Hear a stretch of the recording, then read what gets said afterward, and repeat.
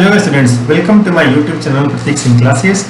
Okay, so in this video we are going to study standard 10 science chapter 1, that is chemical reactions and equations. Okay, first we will see the introduction of this chapter, then we will see section 1.1 chemical equations. Okay, that what is a chemical equation, or how to write a chemical equation. Okay, then in section 1.1.1 we will see writing a chemical equation, then section 1.1.2 balanced chemical equations, how to balance a chemical equation. Okay, and what is the meaning of balancing a chemical equation, you will see there. This is the first video for standard 10 science. Later on every day I will make a new video for standard 10th. Okay, so keep watching my YouTube channel Pratik Singh Classes. If you are new to my channel, please subscribe it now. Do like and share the link of this channel or the link of this video to your friends, so that everybody should get benefits, and hit the bell icon so that whenever I will upload a new video, you will get its instant notification. Okay, so the channel link is youtube.com/c/Pratik Singh Classes, as you can see on your screen. Okay, so let us start our today's class. I hope you will enjoy it, and if you will have any suggestions or any queries related to this video, okay, do write that into the comment section of this video. Okay, so let us start. Alright, so this is the first video for standard 10 science. Okay, chapter 1, that is chemical reactions and equations. This chapter is related to chemistry. Okay, so let us first see what are the things which we have to study in this lesson. Okay, here we have to study about chemical reactions. How do the chemical reactions happen? What are the products and byproducts of chemical reactions? Okay, then if any chemical reaction happens, what is the rate of chemical reaction? Then what are the types of chemical reactions? A lot of other things we will see here. Okay, so let us start our today's topic, chemical reactions and equations. Alright, consider the following situations of daily life and think what happens when, first example, okay, milk is left at room temperature during summers. Means during summer days when you leave milk left at room temperature, what happens? Okay, you will be amazed to know that either the milk turns to curd or it becomes sour in taste.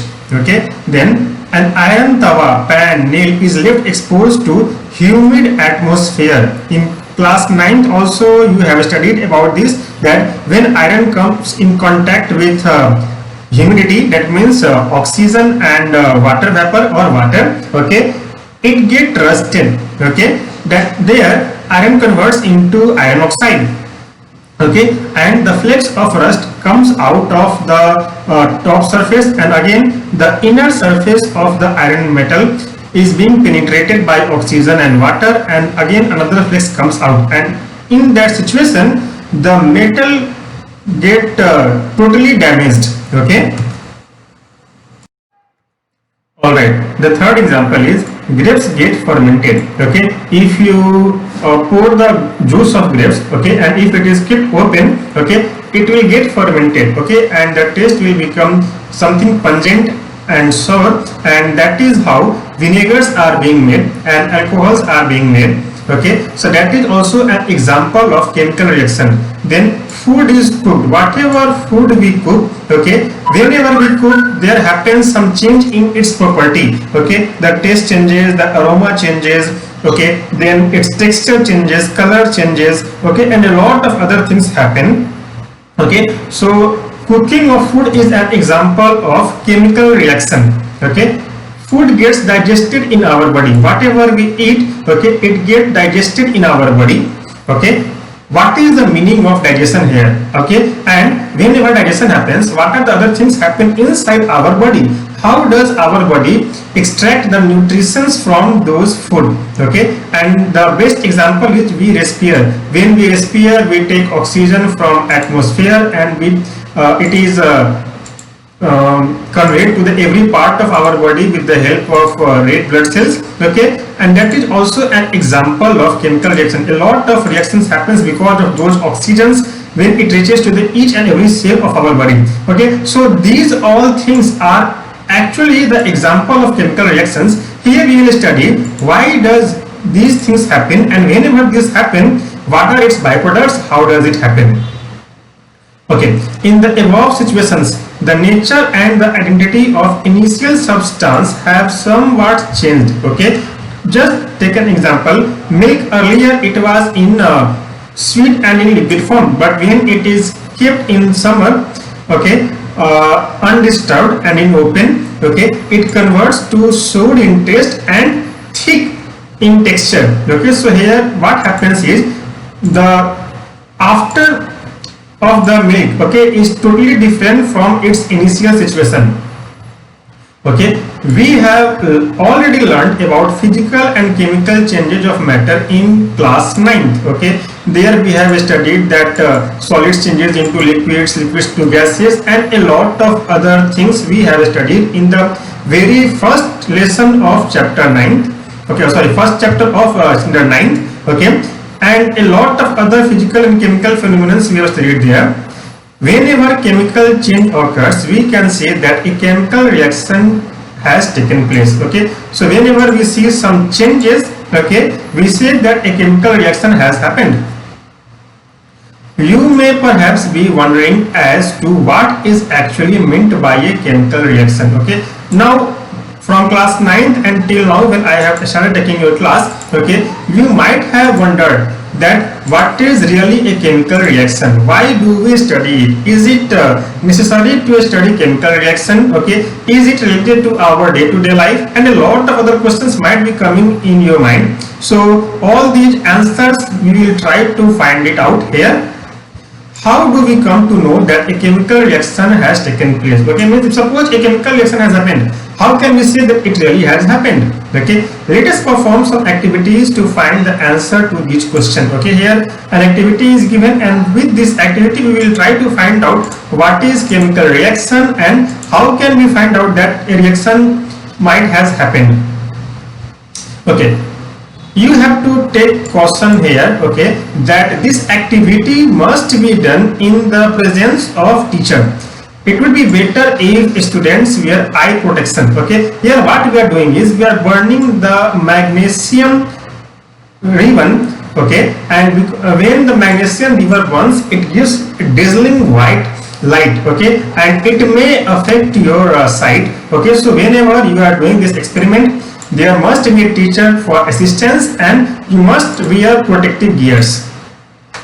Okay, so how to do this experiment? Let us see. Clean a magnesium ribbon about 2 cm long by rubbing it with sandpaper. Okay, sandpaper you might have seen. Okay, it is available in a hardware shop. Okay, people use that to scratch. Okay, scratch the magnesium ribbon. Okay, why we use here sandpaper? Because when we scratch the magnesium ribbon, okay, the outer layer of magnesium oxide comes out. Okay, hold it with a pair of tongs. Don't hold the magnesium ribbon directly with your fingers. Hold it with a pair of tongs. As in figure 1.1 you can see it is a tong here. Burn it using a spirit lamp or burner and collect the ash so formed in a white watch glass as shown in figure 1.1. Okay, when you burn this magnesium ribbon, okay, with the help of Bunsen burner or with the help of spirit lamp or any kind of fire, okay, it will give you some ash, it will give you the residue. Collect that residue in a watch glass, okay, and observe it. Okay, now burn the magnesium ribbon, keeping it as far as possible from your eyes because it gives very high, very bright dazzling color. It is just like when you see in a mechanical workshop they weld iron metals, okay, to another metal. Okay, it gives dazzling color. Okay, that type of brightness it will give. So it will be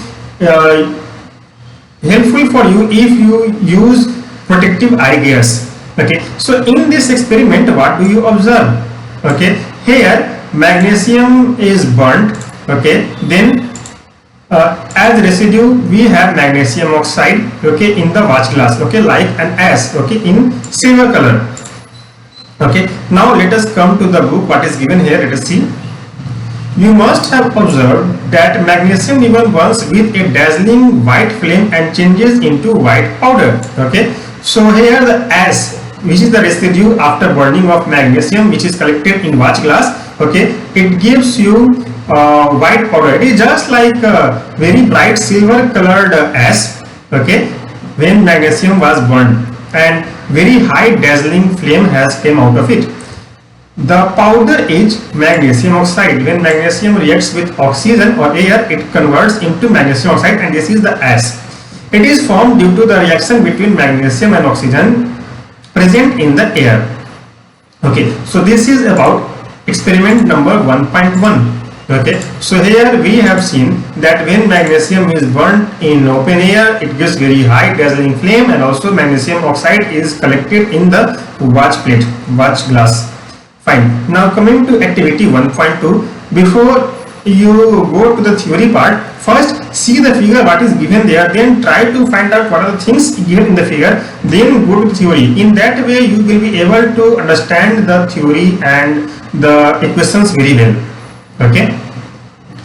In social you might have tried to memorize a lot of data, okay, but in science just memorizing the data without understanding will not help you in any way. So here you have to understand the data. Memorizing will help you but not so much. Your understanding will help you always. Fine. So coming to activity 1.2, take lead nitrate solution in a test tube. Okay. Add potassium iodide solution to this, and then what do you observe? Okay. So where is the figure? Not even. Okay. So what do you observe here? When lead nitrate solution is reacted with potassium iodide solution, what happens? We will see it later. Okay. Now coming to this figure 1.2, a conical glass is given here which is fitted with a cork.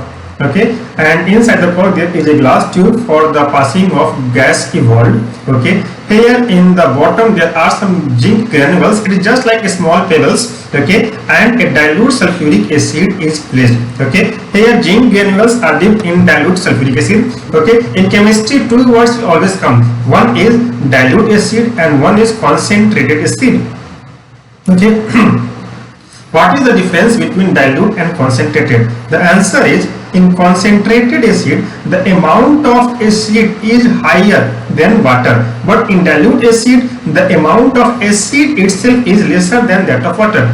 Whenever you purchase acid, it always comes with the mixture of water, mixture with water. And so here, when zinc granules react with dilute sulfuric acid, hydrogen gas evolves and which comes out. Okay, whether it is hydrogen gas or not, to check it we have to burn here, and when we keep a flame at the top opening of this glass tube, okay, hydrogen burns with a pop-up sound, okay, which is very high intensity sound.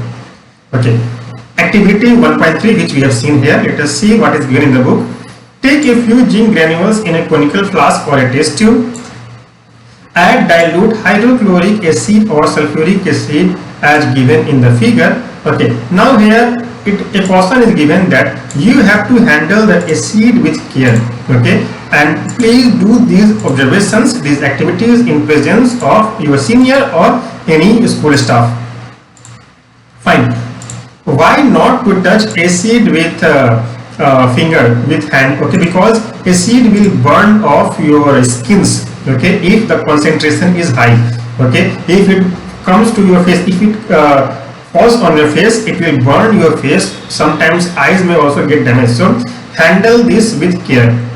Do you observe anything happening around the zinc granules? What you will see in this experiment is that bubbles will come out from this dilute sulfuric acid. Okay, touch the conical flask or test tube. Is there any change in temperature? Then these bubbles will be coming out. Okay, till the time when the bubbles come out, if you touch the conical glass or test tube, you will feel that those places are at higher temperature.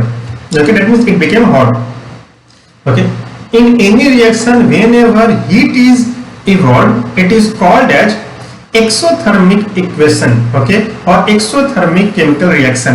And whenever in any reaction, when it becomes cool, that means it absorbs heat, it is called as endothermic reaction. Okay, from the above three activities we can say that any of the following observations help us to determine whether a chemical reaction has taken place or not. So we have seen activity 1.1. Okay, here by burning of magnesium ribbon. Okay, then by adding of lead nitrate solution to potassium iodide solution, and then in this conical flask, zinc granules are reacted with dilute sulfuric acid. So in these three observations, what do we learn? Okay, we learn that a chemical reaction may happen if any of these things take place. First, change in state. Okay, if in any reaction or if in any phenomenon, okay, if solid changes to liquid or gas or vice versa, we say that a chemical reaction has happened. Change in color, if the color changes, reaction has happened. Then evolution of gas, as we have seen in this third experiment 1.3, that hydrogen gas has evolved, so it shows that a chemical reaction has happened here. Okay, then change in temperature, if temperature will become higher or lesser. Okay, not always the temperature will increase, sometimes the temperature decreases also. Okay, so these are the things by which we can say that a chemical reaction has happened. Okay, so up to here you are clear. As we observe the changes around us, we can see that there is a large variety of chemical reactions taking place around us. Okay, no need to go outside of your house, even inside your house, inside your home, you can see that a lot of chemical changes are taking place. The best example of cooking of food, when your mother prepares food in kitchen, okay, you can predict what is cooking. That is also because of chemical reactions happening there. Okay, then you eat curd, how curd converts from milk to curd. Okay, then a lot of other things which you see around. When you wash your dirty clothes, okay, it becomes TD, neat and clean. Okay, so that is also an example of chemical reaction. Okay, when you put detergent powder on your hand, okay, and pour some water, you feel hot, that is also an example of chemical reactions. And a lot of other phenomena you will see inside your house. So those types of chemical reactions are very interesting to know and to learn about. Okay, we will study about the various types of chemical reactions and their symbolic representation in this chapter. Symbolic representation means with the help of molecules, atoms, okay, when one converts to other, how to write it. Okay, we will see in this chapter. Okay, so this is all about introduction of chemical reaction. Now coming to equation 1.1, that is chemical equations. Okay, it is not like the mathematical equation, it is like the equations in chemistry, and it will help you not only in class 10 but also in higher classes. Okay, in future if you will do engineering, a lot of chemical equations will come there, and you not have to memorize that, you have to learn how to write chemical equations, how to balance them. Okay, when one reaction happens, what may be the byproducts. Okay, you can find it out with the help of chemical equations and a lot of other things. And activity 1.1 can be described as when a magnesium ribbon is burned in oxygen, it gets converted to magnesium oxide. That is as given here, magnesium plus oxygen brings magnesium oxide. Here magnesium and oxygen are called as reactants, and this magnesium oxide is the product. This description of a chemical reaction in a sentence form a quite long. Okay, it can be written in a shorter form. Means if you try to write the definition, or if you want to write the chemical equation in word form, it will take a long time to describe all the things in word. But if you write them with the help of symbols, it will become very shorter, and also it will become very easier to understand in very quick time, very quickly. The simplest way to do this is to write it in the form of a word equation. Okay, the word equation for the above reaction would be when magnesium has reacted with atmospheric air. Okay, it is written like this: magnesium plus oxygen, it makes magnesium oxide. Okay, here again, once again I am saying you, magnesium and oxygen are the reactants and magnesium oxide is the product. Okay, one more thing you have to keep in mind, that you cannot separate magnesium and oxygen back from magnesium oxide. Okay, so that is also an example of chemical equation, or also by that you can say a chemical reaction has happened. Okay, that when a perfectly new thing is being built by the combination of different things, okay, and whose behavior is not like the contents, then it is said to be a chemical reaction has happened. Fine. The substances that undergo chemical change in reaction 1.1, that is magnesium and oxygen, okay, are the reactants. Okay, the new substance, that is magnesium oxide, formed during this reaction is the product. Okay, a word equation shows change of reactants to products through an arrow placed between them. So as we can see, an arrow is here. Okay, so with this arrow we can say that a chemical reaction has happened. Okay, by this arrow. Okay, the reactants are written on the left hand side with a plus sign between them. Okay, plus means what are the contents. Okay, so all the reactants are always written to the left hand side, and similarly the products are written to the right hand side. Here in equation 1.1, okay, you can see very well that there is only one product. Okay, two reactants but only one product. It may happen that the number of reactants may be 1, 2 or more than 2, and also the number of products may be 1, may be 2 or more than 2, okay, which we will see later in this chapter.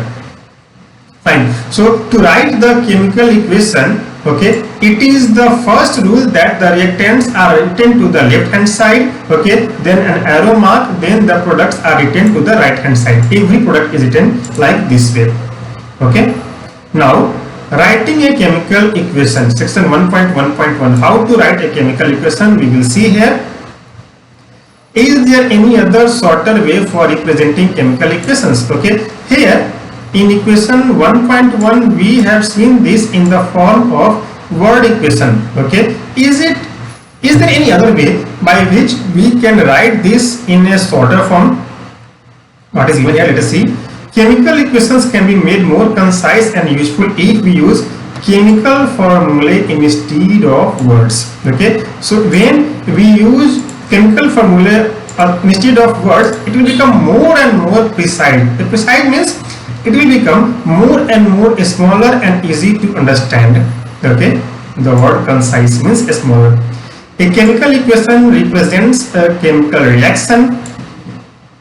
If you recall formulae of magnesium, oxygen and magnesium oxide, the above word equation can be written as like this. Mg means magnesium, O2 means molecule of oxygen, it makes magnesium oxide. Okay, so this is the symbolic formula of word equation, and it became very shorter to read, to understand and to memorize. Okay. Fine. So Mg and O2 are here the reactants, and MgO is the product. Okay, two reactants here is making only one product. Fine. Count and compare the number of atoms of each elements on the left hand side and right hand side of the arrow. Okay, so as you can see, to the reactant side there are one atom of magnesium but two atoms of oxygen. So total number of atoms here is 1 plus 2, 3. But in right hand side we have one atom of magnesium and one atom of oxygen. So total number of atoms in the right hand side is 2. Okay, left hand side 3, right hand side 2, which is unbalanced. Okay, so we need here to balance it in such a way. Is the number of atoms of each element same on both sides? No. Okay, as you can see here, to the left hand side you have one atom of magnesium, to the right hand side only one atom of magnesium. To the left hand side you have two atoms of oxygen, but to the right hand side you have only one atom of oxygen, so they are unbalanced. Okay, if not, then the equation is unbalanced because the mass is not the same on both the sides of equation. As you can see in equation 1.2, that because it is unbalanced, okay, it means that the mass to the product side and mass to the reactant side are not equal. Okay, such such a chemical equation is a skeletal chemical equation for reaction. Okay, we always need a balanced chemical equation, even though this is of very huge useful. Equation 1.2 is a skeletal chemical equation for burning of magnesium in air. Okay, whenever we write a skeletal chemical equation, we no need to balance it to left hand side or right hand side. It is just for our understanding, but not every skeletal equation is always unbalanced. Some of them are balanced also, which we will see in the further passages, further paragraphs. Okay, now coming to section 1.1.2, that is balanced chemical equations. Recall the law of conservation of mass that we studied in class 9. Okay, whenever in science, whether physics, chemistry or biology or any branch of science, the word conservation will come. It means that before and after the phenomenon we are same. Okay, conservation of mass means before the reaction and after the reaction, the mass of products were equal to the mass of the reactants. Okay, the mass can neither be created nor destroyed in a chemical reaction. Always keep in mind, when we say reaction, there are two types of reaction. One is chemical reaction and one is atomic reaction. Okay, in atomic reaction, mass changes, okay, to the product side. There happens a mass decay. Okay, but when we say chemical reaction, the mass to the reactant side must be equal to the mass of product side. This is the total mass of element present in the product of a chemical reaction has to be equal to the mass of elements present in the reactants. Means mass to the left hand side must be equal to the mass of right hand side. In other words, the number of atoms of each element remains the same before and after a chemical reaction. Okay, and that type of reactions are called as balanced chemical reaction, balanced chemical equation. Here it is unbalanced, we need to balance it. Hence we need to balance a skeletal chemical equation.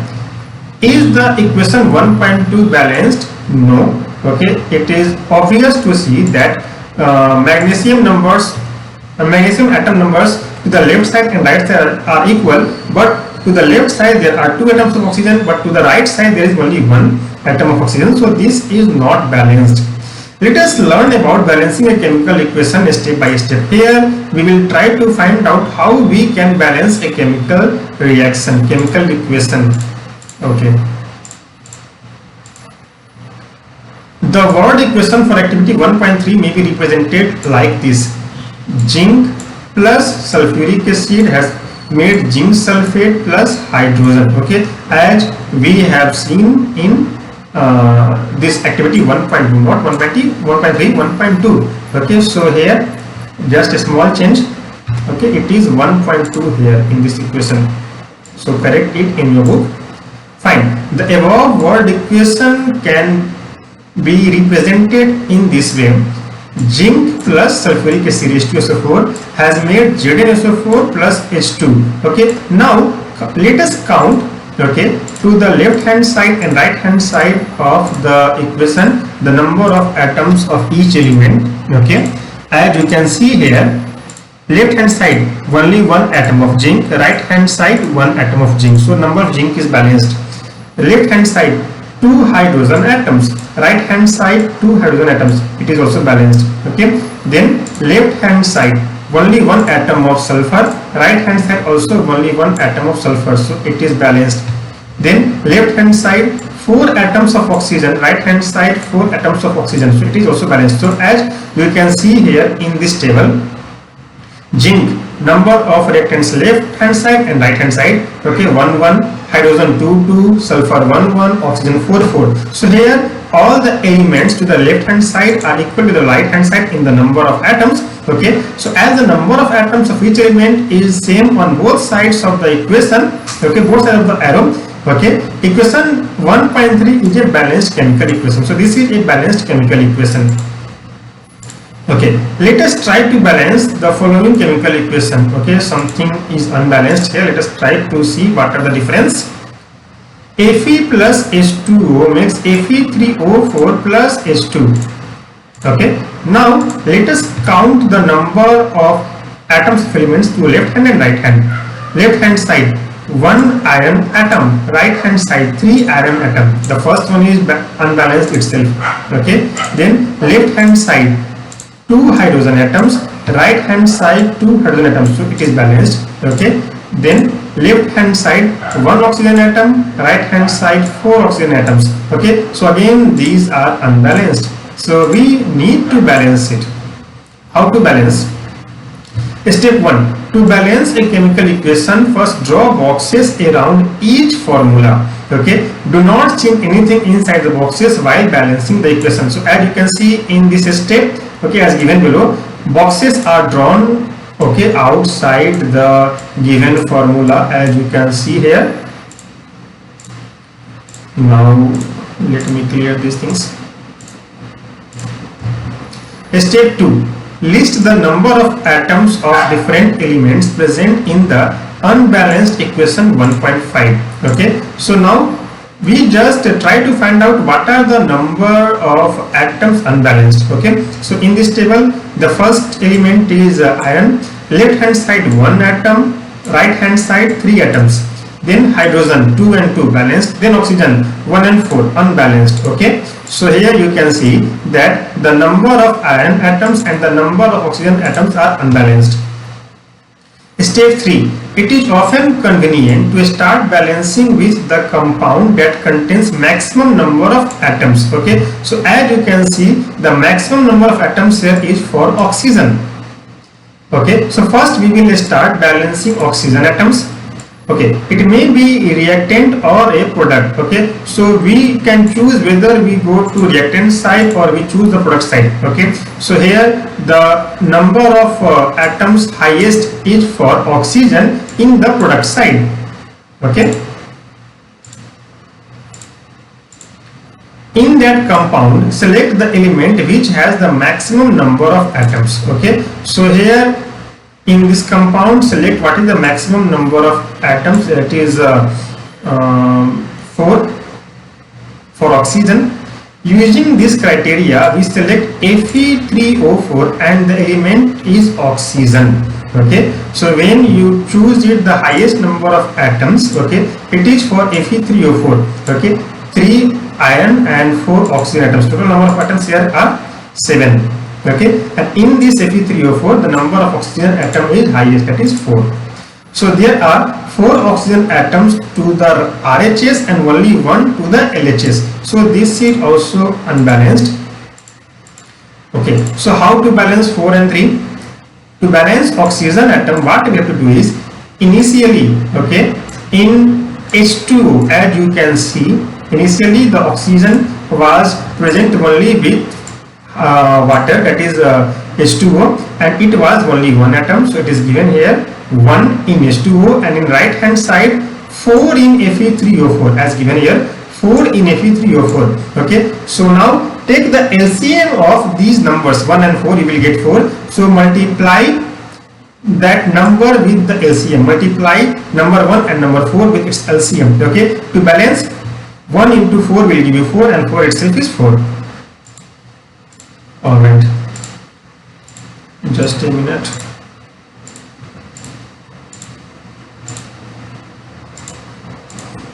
Okay, to equalize the number of atoms, it must be remembered that we cannot alter the formulae of compounds or elements involved in the reaction. Okay, means the formula cannot be changed. If it is Fe3O4, it must be Fe3O4 always. Okay, for example, to balance oxygen atoms, we put coefficient 4 as 4H2O and not H2O4. Okay, if we write H2O4, that means some another compound, not water. Okay, so when we got this number 4, we have to give it as prefix.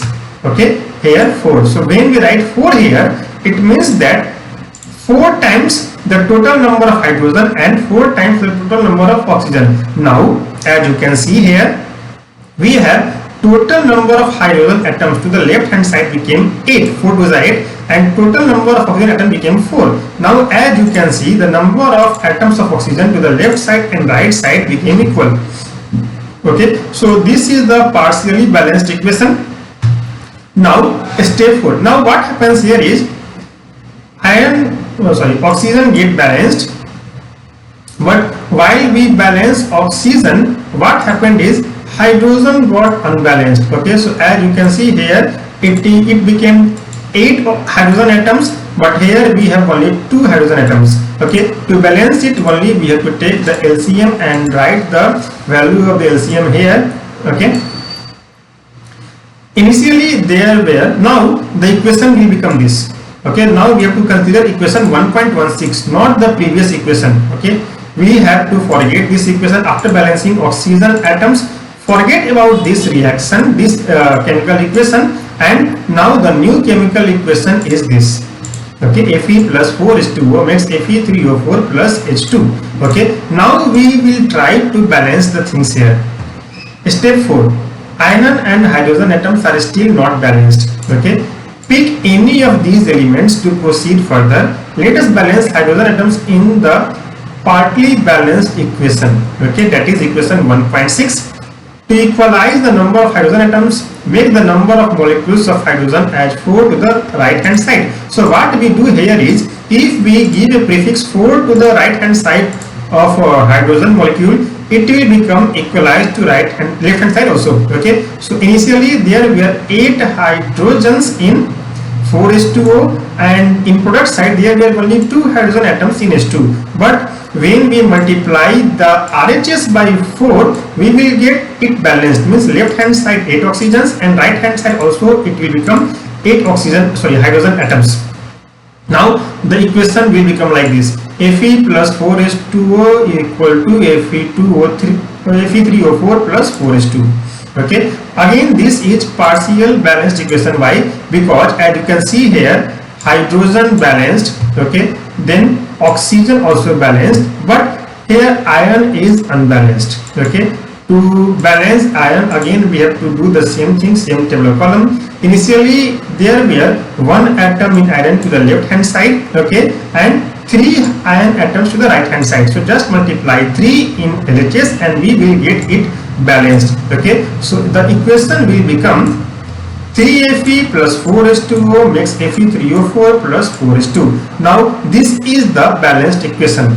Okay, step 6 is the finally to check the correctness of balanced equation, we count atoms of each element to both sides of equation. Okay, that is left hand side 3 iron atoms, right hand side 3 iron atoms. Left hand side 8 hydrogen atoms, right hand side 8 hydrogen atoms. Left hand side 4 oxygen atoms, right hand side also 4 oxygen atoms. Okay, so this is how we try to balance an unbalanced chemical equation. Okay, and now this will become the scientific way to write a chemical equation in its balanced form. Just a minute.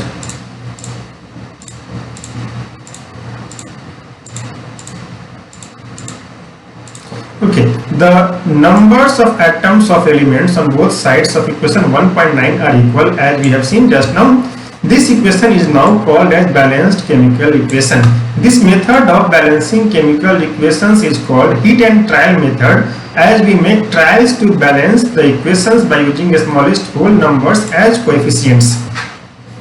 Okay, now still this equation doesn't say everything about the reaction. Here we can't say that in left hand side, in the reactant side, which one was in gaseous form, which one was in solid form. Okay, and also to the right hand side we can't say that whether it is in solid form or liquid form or gaseous form. Okay, so we have to give the state of the reactants and products also.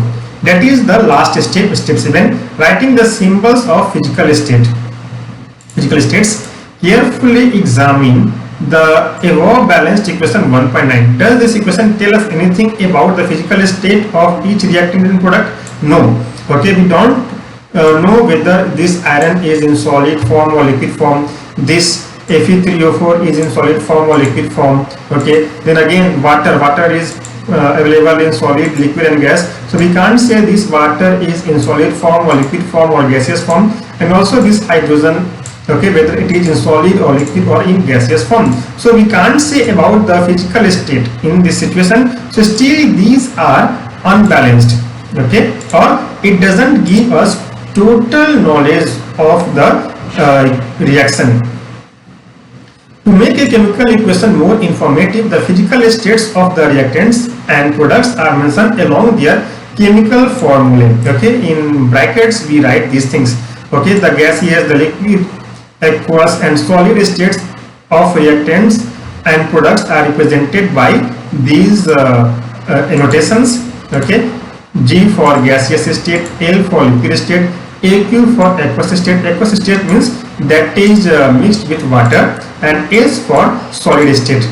Okay, the word aqueous is written if the reactant or product is present in a solution of water. Okay, so now equation 1.9 can be scientifically written as 3Fe in solid form plus 4H2O in gaseous form makes Fe3O4. It is in solid form plus 4H2. This is in gaseous form. So in this equation 1.10 we have balanced equation as well as we have the states of all the reactants and products. Note that the symbol G is used with H2O to indicate that this reaction, in this reaction water is used in the form of steam. Okay, when we write H2O with G, that means here water was in the form of steam, vapor. Okay, if suppose the water here was in liquid form, if suppose, then in bracket it must be written as a small l. Usually physical states are not included in a chemical equation unless it is necessary to specify them. Okay, we only just balance the chemical equation and write it so far. Okay, but when it is needed to describe about the states, then only we write the chemical equation with its state. Okay, sometimes the reaction conditions, okay, like temperature, pressure, catalyst, etc., also written for in-depth knowledge of the reaction. Okay, how has it happened, what has happened, okay, then how much time, and a lot of other phenomena we can write from that. So as you can see in equation 1.11, carbon monoxide in gaseous form plus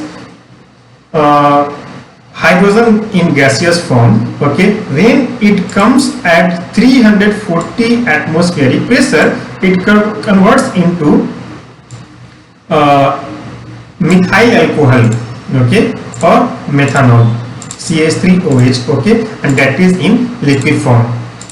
Likewise, 6CO2 in aqueous form plus 12H2O in liquid form, in the presence of sunlight and chlorophyll, it makes glucose C6H12O6 in aqueous form plus 6O2 in aqueous form plus 6H2O in liquid form. Okay, and this is the equation for photosynthesis.